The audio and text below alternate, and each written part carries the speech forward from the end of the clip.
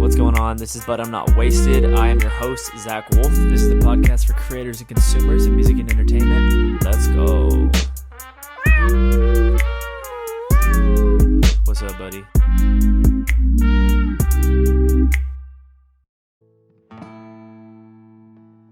All these years and all my days seem to strike up in a place without you.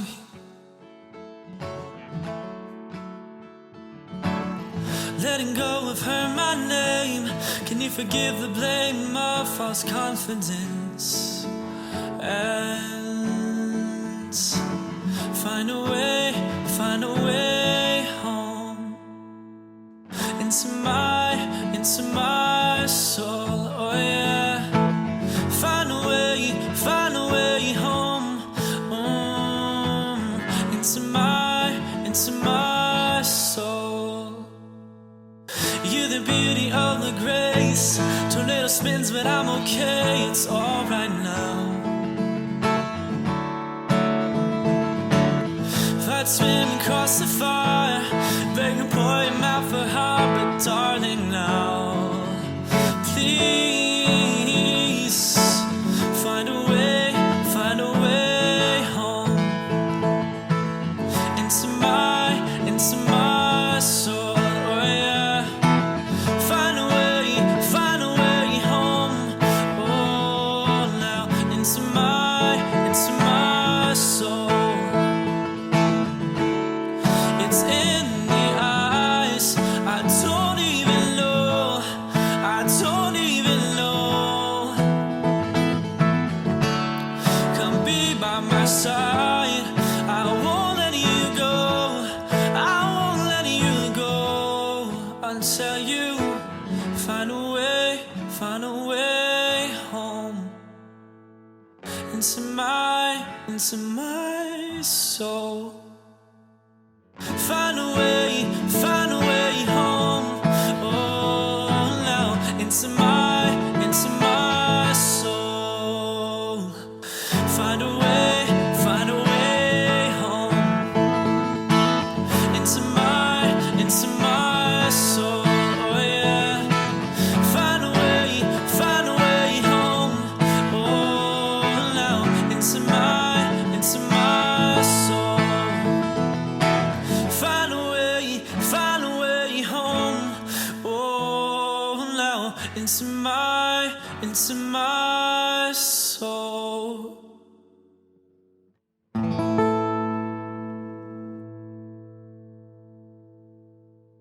Hey, what's going on, guys? That was my song, Find a Way. That was from an in-home concert series that I did during COVID when all the venues shut down. That was actually when I was living in Portland still. Yeah, it's my song, Find a Way. It's not available anywhere, so I guess you're welcome for letting it be on the podcast, but it's not out anywhere. So anyways, so for this week, me and my buddy Corey Schneider sit down and talk about his kind of process behind music. He's an incredible songwriter, writes for a lot of TV, film stuff. That's the world he's kind of in and getting into, and he is also one of my co-writers. So me and him write a lot of my music together. So anyways, enjoy the episode. Hey, what's going on, guys? Hope you guys are doing good. This is me, Zach Wolf, your host. Welcome to But I'm Not Wasted. I think this is episode, I don't know, honestly, at this point, 14 maybe. But anyways, this is Corey Schneider. Corey is one of my really good friends. He's also I would say he's like my, I don't know, like I kind of describe him as my co-writer. I don't know if you know the Corey, but when I'm talking to people about you, I'll say like, oh, I'm talking to my co-writer. Me and Corey do a bunch of songwriting together for TV, film stuff. And he is like the person I go to for pretty much all the songs I write that I'm like, all right, I need an actual song that's like fucking really good. Corey's the guy that I go to for that. So yeah, Corey, welcome to But I'm Not Wasted. Excited to have you. Great, thanks so much, Zach. No, it's great to do this with you. Yeah. So why don't we start with just like, well, I don't know, like I want to know your background for music, like kind of like we normally do for this podcast, but let's just talk through like our origin story. How did we meet? I'm trying to remember. It was through Ira, right? Wasn't it through Ira? Yeah. So Ira, well, extraordinary producer, mixer, and everything. But I knew Ira back in college. We went to American University together, and we met in the kind of music school. We had a Pro Tools program there, and it wasn't until 10 years later where we reconnected, and then he brought you in on a project that we needed a awesome vocalist for. And then when I heard, we didn't even meet before that. And then I heard the track. I'm like, holy shoot. Well, you can I don't know if we can curse on your podcast. We can curse, yes, totally okay. fine. Yeah. I think I said fuck at the beginning, so we're fine. It's too late at this point, but too late. It's funny because every episode I don't know why, but every episode I'm like, I'm not going to curse this episode, and then I end up saying fuck, and I'm like, it's too late. Just gotta let it out. Yeah, it's just conversational, but so a little background. Ira Grilak, is that how you say his last name, right? He's like, very amazing, producer, mixer. He was with Capitol Records for 8 years. He's done stuff with I think he did something on Sam Smith, one of his most recent, he did the vocal, some mix or something like that. But he's Colin Scott. Colin Scott. He was an audio engineer for what, 8 years. High level, producer, mix engineer. And so Ira, I met Ira through a hip hop artist that I work with, who I've had on the show before, Forsyth, or James is his real name, but I think everyone here knows him as Forsyth from the episode. But basically, Forsyth and me did a track, and then he introduced me to Ira, which I don't even know how. Maybe we all I think I FaceTimed Forsyth once when he was in the studio with Ira, and then Ira was like, "What's up?" We just exchanged numbers or something. I don't know, I got his number. I was like, bro, give me your number. I'm trying to be your producer. I'm trying to be your friend, That's right. So, when you slide into the homies DM, but and then Ira called me one day. It was really cool. He called me on literally on a whim, and he was like, hey man, I would love for you to sing on this track. We need a new vocalist, or we want a vocalist on it just to see how it sounds. And that was what you had written with him, I believe. And then I did it, and it went really well. That was Full Circle, was that song, right? Full Circle, yeah. It's funny because me and Corey have written a bunch of songs and produced them together, but none of them are out in the public because they're all filtering in the back end, trying to get TV film placements where no one's heard them yet. But we've written some freaking bangers. But they will hear our stuff because the EP I'm coming out with at the starting to release singles in a few months here, and then the EP will come out at the beginning of the year. The full EP will drop. Those are a lot of them, the songs that me and Corey have written. So anyways, that's the full circle of how me and Corey wrote or met, kind of through Ira. And then after that, after we did this song, I called, or I think Ira gave me your number, Corey, or something like that. Yeah. And then we hopped on the call, and then we've been kind of co-writing ever since. Yeah, that was a great transition. I forget how that happened, but maybe maybe we need you on another vocal project, and then we're like, hey, let's try writing together. And I'll say the writing chemistry between us, it's so many of the great writing duos, for the last 100 years, it's usually been two people, and they stick together for all these songs. And there's something there. Every time we sit down, we might not know what we're going to write about, but in 2 minutes we found something. And then even the last song that we worked on that will be on your EP, that came together so fast, and we just couldn't even believe we just put in what we think is a pretty special song. No, I agree. And it's funny because I felt honestly, as a producer, I'm really proficient. That's probably my sharpest knife in my tool set. I would say producing and performing. Those are the two things that I do, and I feel consistently people are holy shit, when I show them what I'm producing or I'm performing, that's where I'm very confident. But songwriting, I would say, is something I'm probably 7 out of 10 in terms of confidence with. And so us songwriting together, I feel has brought such a different edge and developed my songwriting so much, because you're way more of a methodical songwriter, where I'm way more of an emotional songwriter, where I'll just kind of write something to get it out, and you're way more you have a method behind your songwriting process and a structure, which for me has been really helpful because it's not how I normally write. So I feel that kind of probably that combination of that part of your brain versus this part of my brain coming together has enabled us to write some really good songs that the world will be hearing soon, but hasn't heard yet. So that's right. No, and it's that, it's that combination that's made the songs that we've made.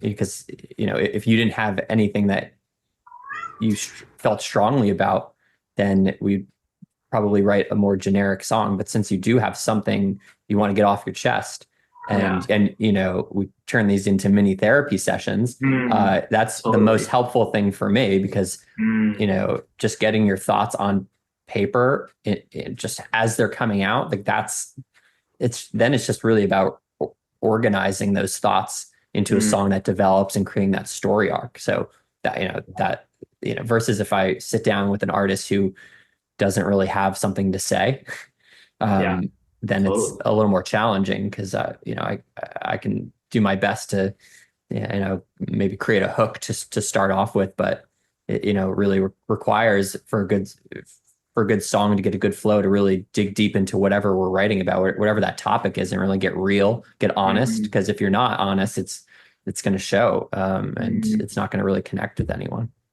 Yeah, and I love that, because like it's funny, some of my friends recently, I was hanging out with these two friends of mine on Sunday, and I was saying how I'm such an external processor, like as a person, like everything I go through, I feel like I have to talk about it out loud to somebody, like otherwise I can't process it well.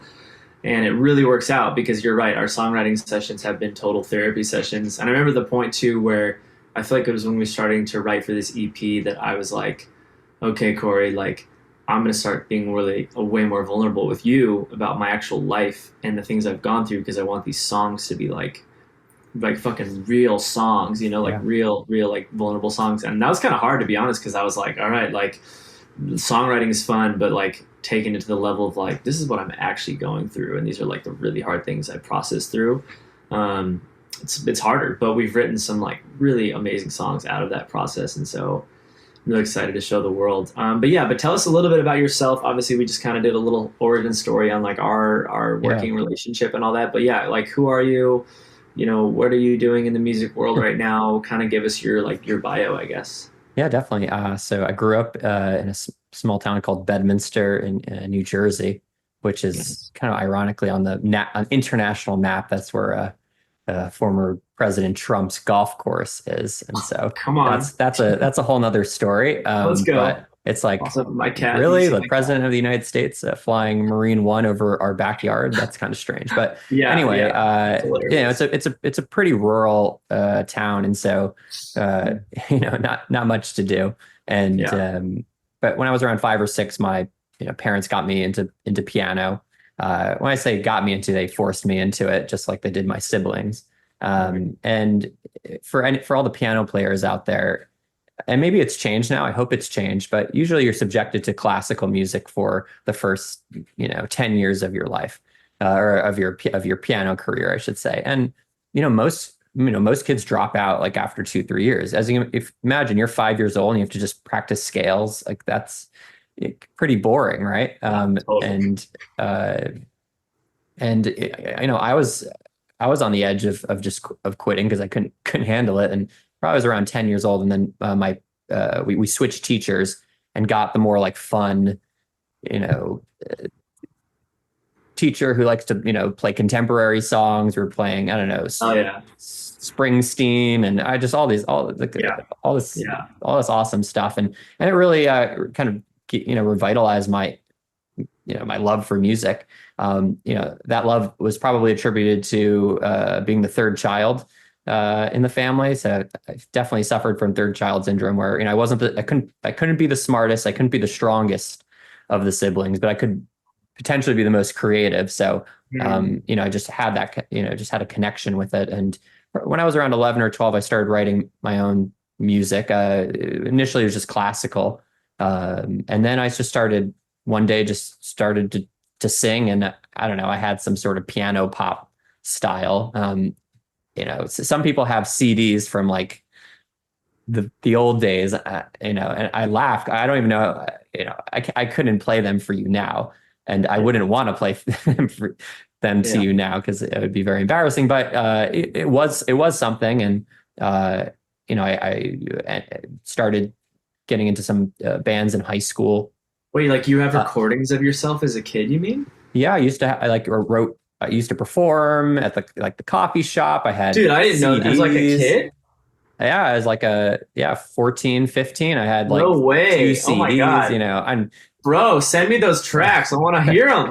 Let's I have to go. find them in my parents' Hell house yeah. somewhere. That's actually So awesome. I didn't know that. That's really yeah, cool. they're not they're definitely not in the digital ecosystem, but maybe Not yet. They're not not until I yet. get my That's hands right. on them. I'm putting them out. That's right. Corey's hidden tracks. Well, it's funny. Anyone who knows me from high school like knows certain songs. You know, they're like, "Oh, Cans No of Laughter." way. Cans of Laughter is like the big song, and everyone like, at the time it was a lot. It was a lot of fun when everyone's singing your stuff, right?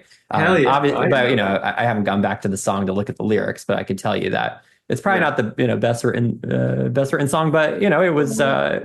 Yeah. I feel as I was very prolific at a younger age. Maybe Yeah. you're growing up, you have a lot of stuff to say and think, Yeah. think Totally. on. It was kind of my safe space. I could be in the sort of piano Yeah. room and do Yeah. my stuff there. Totally. I Then, love it. but so I did contemplate a music college. So I checked out Berkeley, but just it didn't feel right to Yeah. go into a music school for me personally. Yeah. Maybe it was that sort of struggle which continues later on of the sort of music side, creativity side of me, and then my family, a family of professionals like doctors and lawyers. So there's always this sort of, push and pull kind of Yeah. throughout those early years. So I went to American University in DC. And so I was in the business school.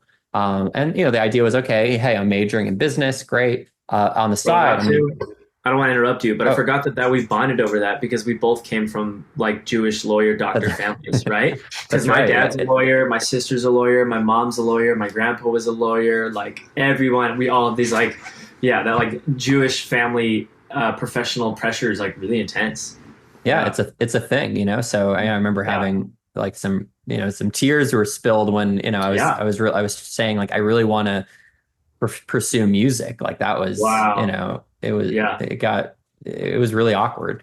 Yeah. Same for me. And that would be part two. We'll really dive into it. Maybe make Yeah. a great song Yeah. around it. Let's write that. Totally. Yeah. Come on. Circle back on that. Yeah. So yeah, went to American, and on the side, I said, okay, you know what, I'm gonna start a band, and we're gonna, I can pursue this at the same time. So, was able to put a band together when I was a freshman. We actually stayed together all 4 years. It was a 5-piece band, and we performed all over DC, embassies, obviously around the college campus. Kind of our big thing was we tied for first in this national Battle of the Bands competition. Hell yeah. And like there was skill involved, but there was all it was kind of like there was like a little pay to play. So we get the more tickets you sell, that helps your chances in the voting. So Yeah. being in college, we were able to get like our fraternities and like all our friends to like to go over to the venue. But at the end of school, I was once again kind of faced with this decision of like, do I go in a music direction? Do I go in the more professional or corporate direction? Yeah. And I auditioned as a sort of like Billy Joel piano player for this larger restaurant chain in the US, but they started. They had one in DC, and I auditioned, and the owner of the whole chain was there. He's like, "I'd love you to be the point person, the player at our new like Long Island restaurant opening up." The owner for the whole chain was there. The whole chain, yeah. And Wow. the agent or whoever got the audition, she didn't. Yeah. I just played like some original tracks when they were expecting like cover songs, because Sure. that makes sense. Classic. So I was agent definitely didn't prepare me, but he really just enjoyed the style. And then once again, it like had that decision, and once again, it just like didn't feel right, and I think this also tapped into that. While I said I want to be a performing artist, it was like just like to just do that full time at that point in my life was just not. It just didn't. Once again, just didn't really sit well. So I turned it down and started working I moved to New York and started working at Time Inc., the magazine publisher. So I was in consumer marketing. We did these like kind of mass marketing campaigns for Time, Money, and Fortune magazine. So Okay. completely removed from music, like at least for that full-time job. But when I Yeah. moved to New York, same thing happened. I said, okay, let me try to form something on the side. And I did connect with a bandmate and writer who I'm still very close with today. But Yeah. we performed a little bit around the city. But then my life went in a very different direction where I know we had spoken about this. I happened to start a tours and events company unwillingly, but it started from a Facebook group and people joined Yeah. the group asking how to get a ticket to an event that was really just meant for my friends. And then, Yeah.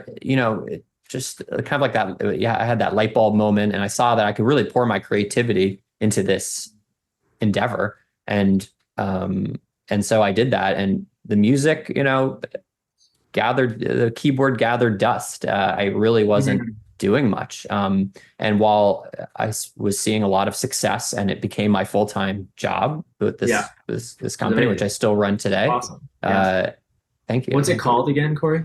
New York Adventure Club. Okay. New York Adventure Yeah. Club. People want to look it up. That's where it's Yeah. at. Yeah. Check it out. Come to the Yeah. city. We do virtual events too. Yeah. Tour with Corey and then write a song with Yeah, him. So. that's right. That should be the next event. I actually do not lead any events myself personally, but Because maybe that you're a will business change. owner. I Come just on. yeah, just kind of lurking behind the scenes. Yeah. But as well as that was doing, and it was my own own company. I was working for myself, which is great. I still felt like I felt like I was letting myself down. It's like I did all this work, put all this time into music, Mm, countless hours, and just like I just like essentially abandoned it. And I did, mm, and the issue was like I didn't want to. I don't know. Maybe I didn't enjoy performing as much as I wanted to, and yeah. I just thought the only way into music was to perform, and that was it. So it Yeah. wasn't until COVID, and we were all locked inside, Yeah. where a friend shared a songwriting organization that did classes and workshops and helped Mm, facilitate co-writes. It was all virtual. And that yeah. was this moment where I realized, wow, you can be a writer. You can just be a songwriter. That's a thing. Mm, And it mm, just renewed my kind of passion in music. And, every night, this is probably 2021. Every night I was just, I was doing co-writes with, random people all over the country or the world, and I was really enjoying it. I really to learn the tools of how to create a song and like putting it into practice and being able to kind of integrate it with my you melody is my personal strength, so being able to kind of learn how to be a better writer, a lyricist, and kind of yeah. match that with maybe things that came a little more natural was really fulfilling. And but there was still a lot of soul searching. First, I was like, maybe I want to write. It was a very country focused group since it was based in Nashville. Yeah. This group's called Songtown, so definitely check them out. Yeah. But first, I was like, hey, if I want to write for Nashville or write for a country artist, I'm probably gonna have to move to Nashville. Yeah. And it was like, I love New York. Like I don't Mm, want to. I'm not leaving anytime soon. And then yeah. the same thing popped up for for pop acts. I'm definitely more of a pop person, and it's like I'm gonna have to probably move to LA if I want to write for artists and be in those Sure. get the opportunity to be in a room with Yeah. some big act. And I was like, I don't want to move to LA. I love New Mm, York. And that's when discovered the sync world, so synchronizations, the music that you might hear on your favorite TV show mm, or in a movie, commercials. Really, it's incredible sub industry of the music industry. And then I realized that I can combine everything, like my entire life worth of music, into this one thing. Because first, I didn't have to move. I could stay in New York. Two, I could revitalize my artist career without performing. I'm like publicly. mm.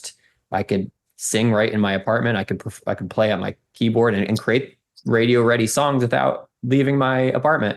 And Which three, do I you get to. like performing? Sorry, I don't want to cut you off, but did you like the performing side of things, or was it something you just did because you wanted to be in music?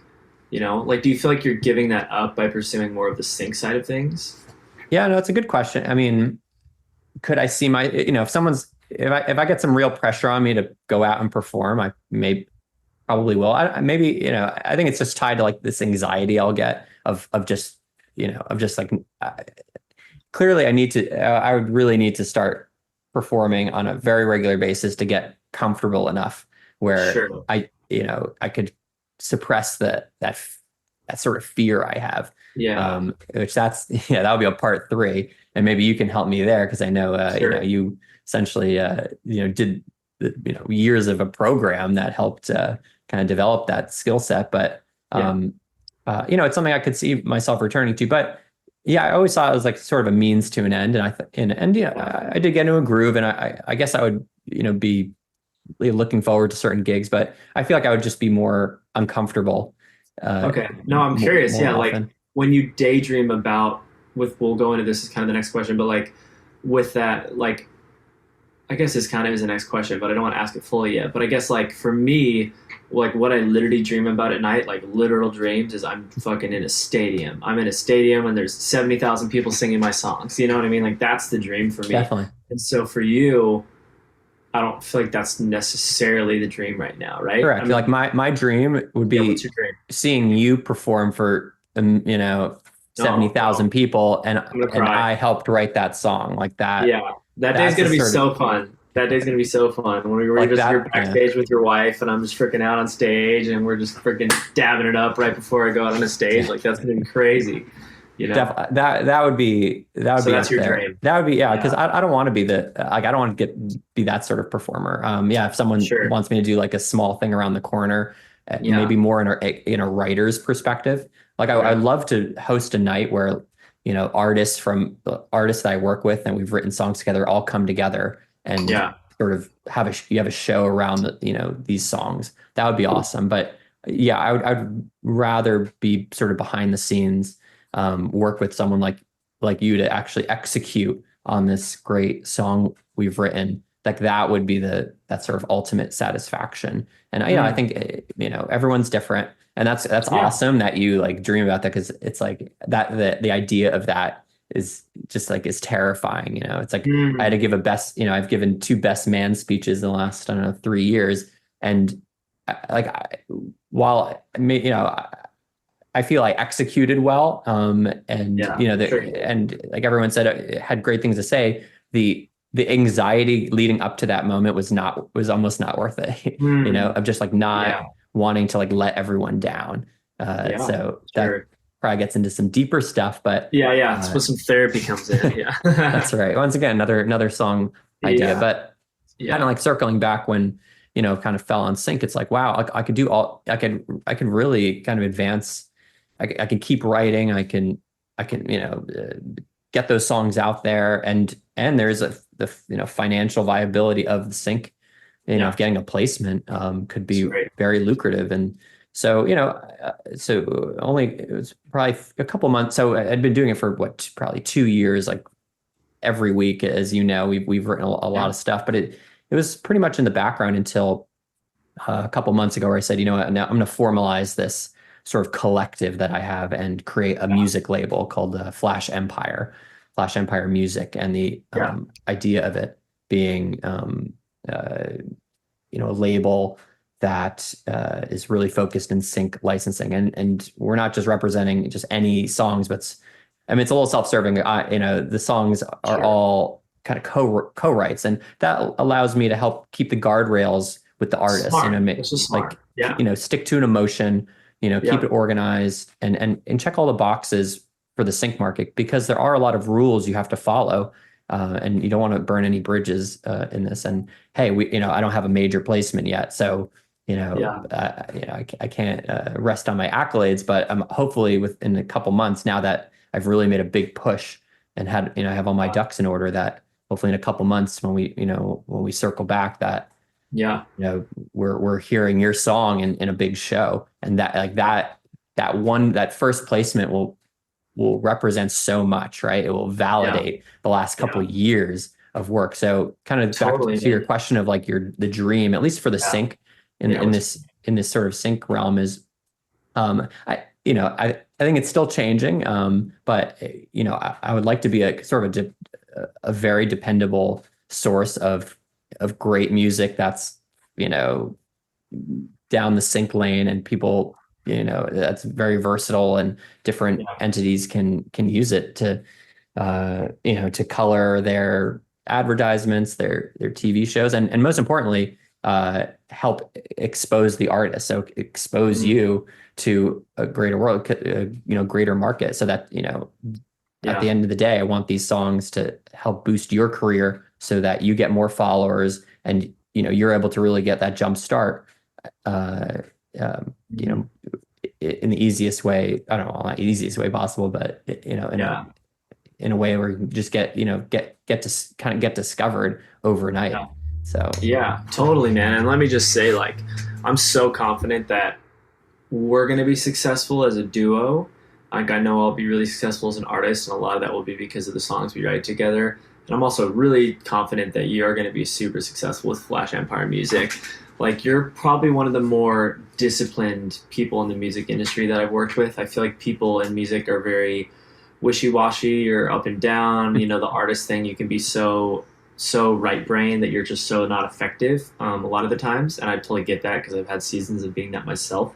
But I just think you're so on it that I know once like one placement happens, it's going to be just like this freaking steamroll of like thing after thing after thing. So I'm excited that we get to work together, and I'm also excited to see your kind of future with it all play out. It's going to be really fun. So thank you. Well, yeah, we're in this together. And I remember, yes, you know, I had a meeting with a pop publisher a couple years ago when I was, you know, pitching some stuff for, you know, for some artists he represented.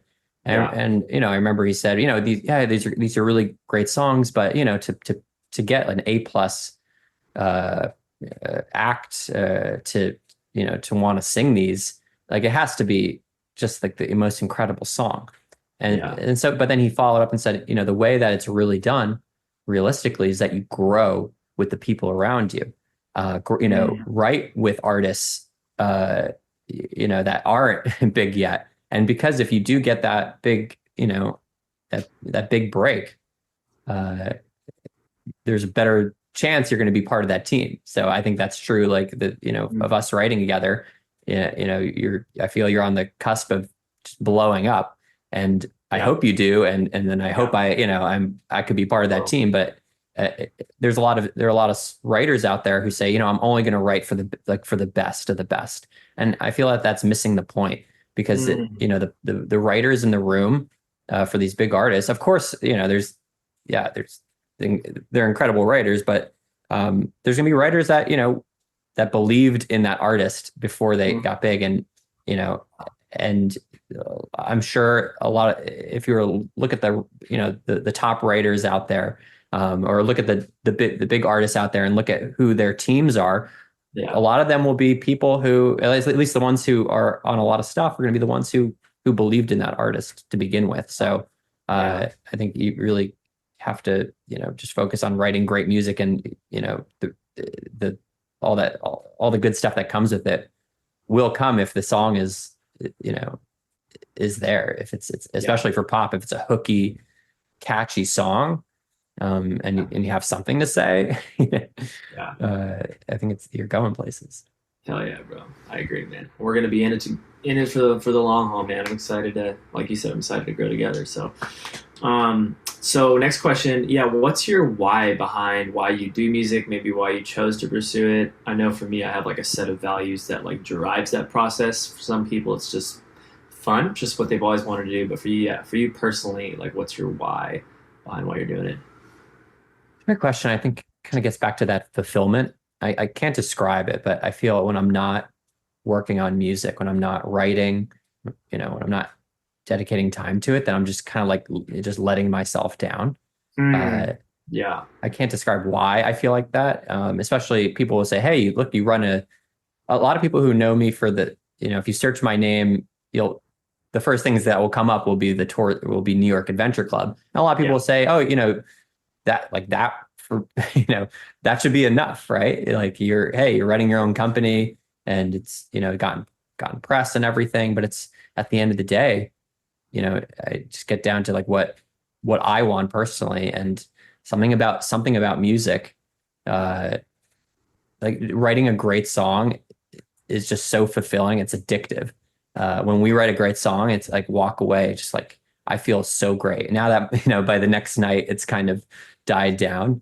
And I need to, keep it up. But yeah, I think that's what kind of drives me. And then with that, maybe that sort of validation, right? Especially, in the future, if things work out and then I'm, able to When things work out. when things work out. That's right. Come And then, it's like, and then I kind of find my tribe, right? It's like, I feel like personally, on that level, these are the people I really connect with. Yeah. And especially, it's a very relationship driven business. And as I've done a lot of outreach for the music label, it's been really great to meet the people that are really, making all this happen. And I feel I have such a personal connection with them. Even though I feel like I'm the newcomer, right, to the market. It's just, I think anyone who's into music, just loves it, and maybe might not be able to describe why, but, and I'm probably just, not even just music, but probably the arts, it's like, you just want to, you feel like you have a story to tell, and it'll kill you inside if you don't figure out how to get it out there. So. Yeah, totally.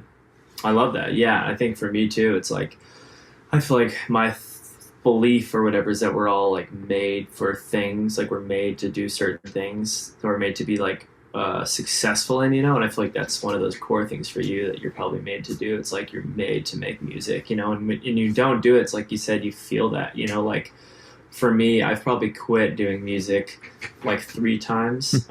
Not in the last few years, but in my like earlier 20s, I quit a few times because I had, we talked about this, I had pretty big opportunities, record deal type situations that kind of flopped, I would say.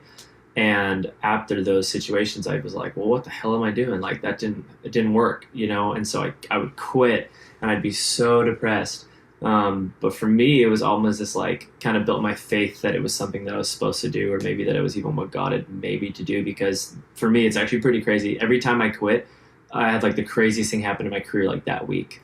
Like I remember one of the times I quit, I was in LA. I just walked away from this record deal thing, and I was super depressed and just like searching for like, all right, well then what am I supposed to do with my life? I was, I'm 25 at the time. I'm like, I've never had a job. I've literally just done music. I think I was, I barista'd on and off kind of thing, but like nothing like that was like a full-time career. My barista job was like 15 hours a week, and I almost got fired for talking to the customers too much, But so they have to be put in their place sometimes. Yeah, they do, man. You gotta get them to shut up. But no, I just was honestly flirting with the old ladies that would come into our coffee shop. And that was my vibe, flirting with the grandmas, but because they give good tips. But anyways, I quit, and then like 4 days later, I got a call from this guy who wasn't even in LA at the time. He was in Oregon, and he was like, "Hey, my friend is a songwriter. He wants to meet with you."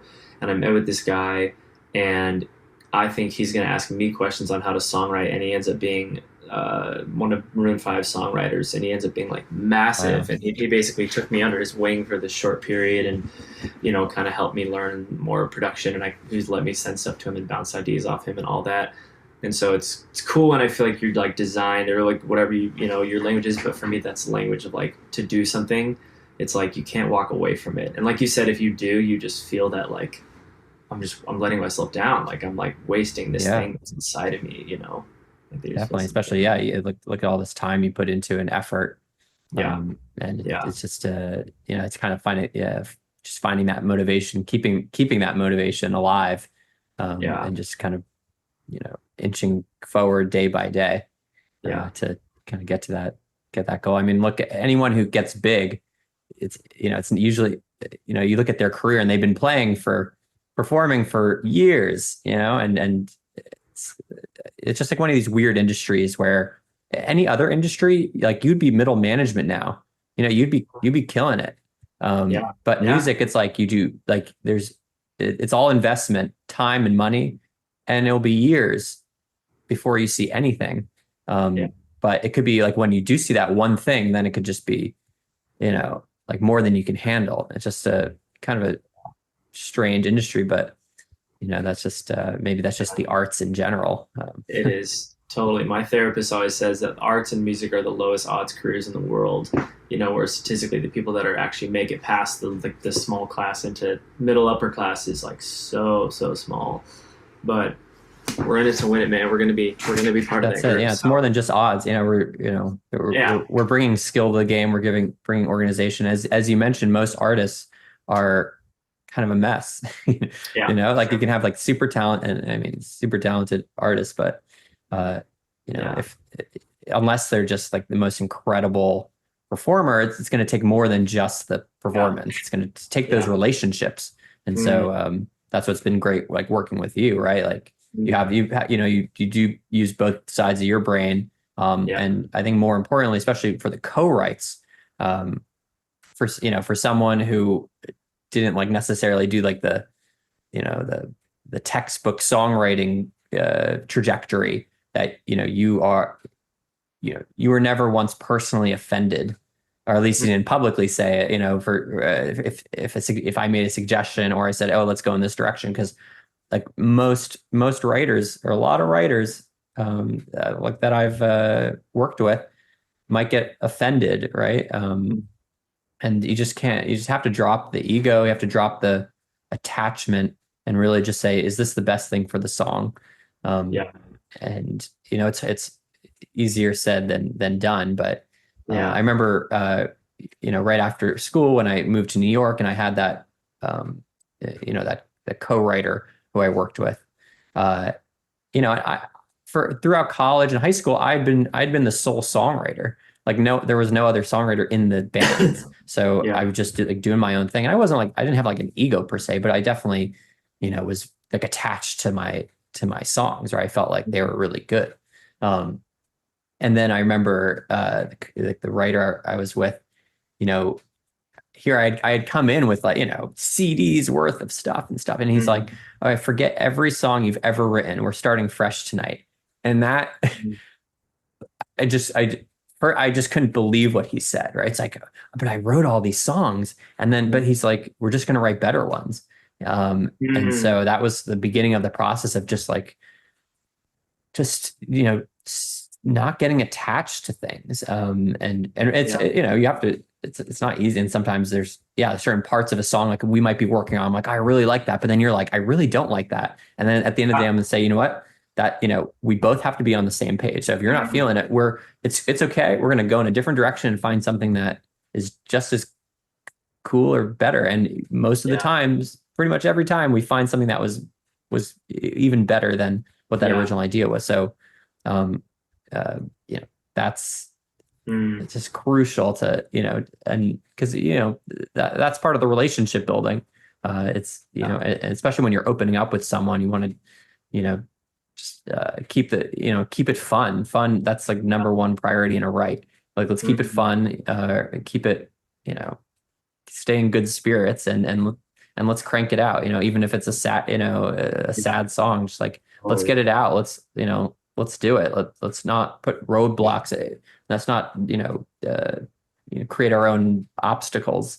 Yeah, So, that's but good. I love that's where that. the writing, every as often as you can, just Yeah. it kind of helps kind of speed it up. And then just figure out what your style is as a Mm, writer. As yeah, like I have a very kind of specific style. Just try to keep it on track and just yeah, kind of go. But everyone's different. There's other styles out there. So yeah, totally. No, I love that. I love that. Um, my last question for you is what would you say to someone else who wants to start their career considering going into music? What advice would you give to someone, kind of just someone starting out, I would say? yeah, definitely. Well, first, I think you really have to dive into it. You really have to Mm, put the time in and learn about the industry. And like if you're a creator, um, like really like if you want to be a writer, for example, like taking classes, taking workshops, mm, uh, you know, go get that sort of level education first and get that bedrock. mm, Because that's at the end of the day, it's that content, it's those songs, it's the quality of the writing that will you know help your career immensely in the future.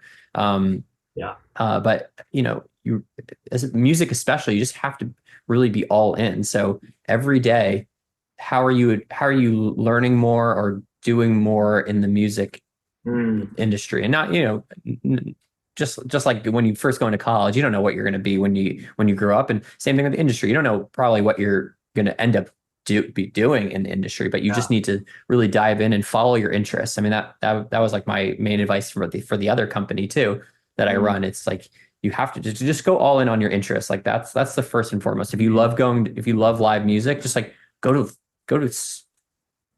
fucking ton of live music. If you like love writing, it's like just write a lot, and do that. Do what you really have a good time in, and that's really going to help help you figure out what direction you want.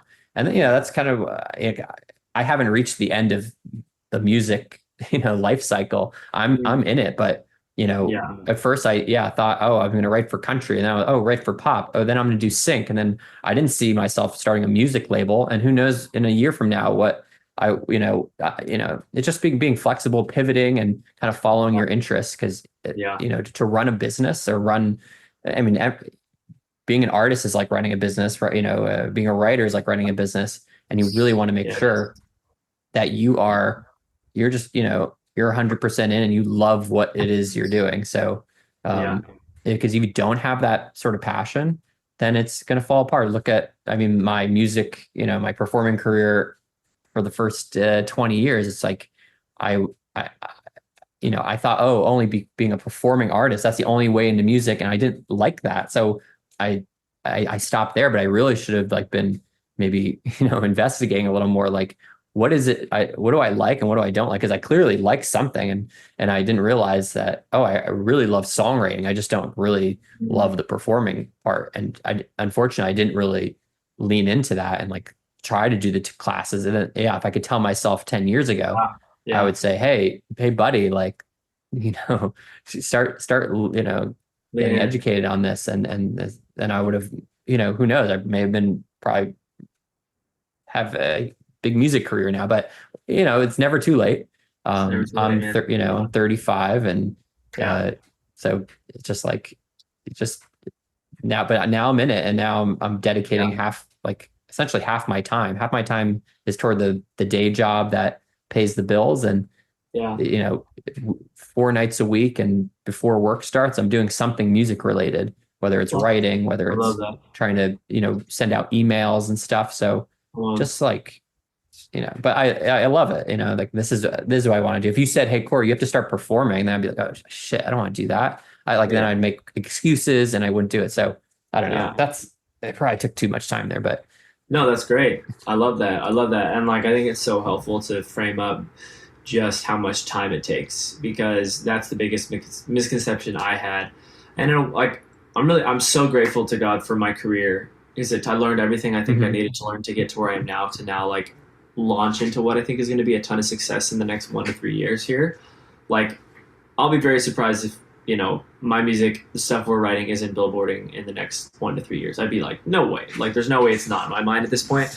But, like you said, I'm 31. It took longer than I thought it was going to be to get here. When I first started doing music at 23, I got signed like that. I got signed in London my first year of doing music. I was working with huge people in the UK, but my career didn't go anywhere. But those were the formative years where I put in so much fucking time to learn and to grind and do it all, behind closed doors, where no one was looking, where it's you put in honestly, it's 5 to 15 years probably where no one's watching. And then one day everyone's going to be watching. But it's just the amount of time it takes. It was surprising to me, and I think that's good that you highlighted that. Yeah, absolutely. Yeah. And hey, when I was doing the performing stuff early on, I thought, oh, okay, well, I'm one song away and I'm going to be, and let's just say for the sake of the example, and in your career too, that song from 10 years ago blew up. Guess what? You probably, didn't have the experience to know what to do next. And then you would just have kind of fizzled away. But, but by this kind of accrued experience that you've been building, that when you do get big now, it's going to be a whole different ball game, because you're going to know what to do, and you're you're not going to be, I mean, obviously you're going to be like, yeah, this is awesome, but you're going to be like, okay, I know what I know what I need to do to keep pumping out hits. I know what to do to be the best, performer every night. And these are things that, and we see it like for younger artists who like get big really quickly, especially like TikTok. They're, it's a 15-minute, 5-second rise, and then they bust, and then they're understandably like really depressed about like, wow, my career, like where do I go from here? And that's why the artists who've been doing it for like 10 years usually can, when they get that break, they know, they got the plan, and it's having that plan, not just, but yeah, thank God. Yeah, it's like totally worth the wait, because then when you get it, you can sustain it, right? Which is totally so much better. So awesome. Well, thank you so much, Corey. That was so much fun. Super glad we got to just kind of just talk through all that. If people are trying to follow what you're doing with like the label and all that, where should they look you up? Yeah, our site's flashempiremusic.com. Also Instagram, Flash Empire Music. Cool. So definitely check that out. Follow us. Cool. And hopefully we'll be, placing some of Zach Wolf in the near future. Yeah, very soon. Better be. Come on, let's go. Yeah, let's go. Let's get it. Awesome. Well, this is But I'm Not Wasted, everybody. Thanks so much for listening, guys. Please like and subscribe, follow us, whatever, everywhere social media is, we exist. So thanks for your time, Corey, and we'll see you guys in 2 weeks. All right. Thanks, Zach. Peace. Hey guys, thanks so much for listening. Please rate, review, subscribe. Like legit, I want to know your feedback. I want to know if you liked it, if you didn't like it, talk about different things, whatever you want. Just send me messages, DM me on Instagram, Zach Wolf Music. Share this everywhere across your social media that helps us grow. And stay tuned for the next episode. Let's go.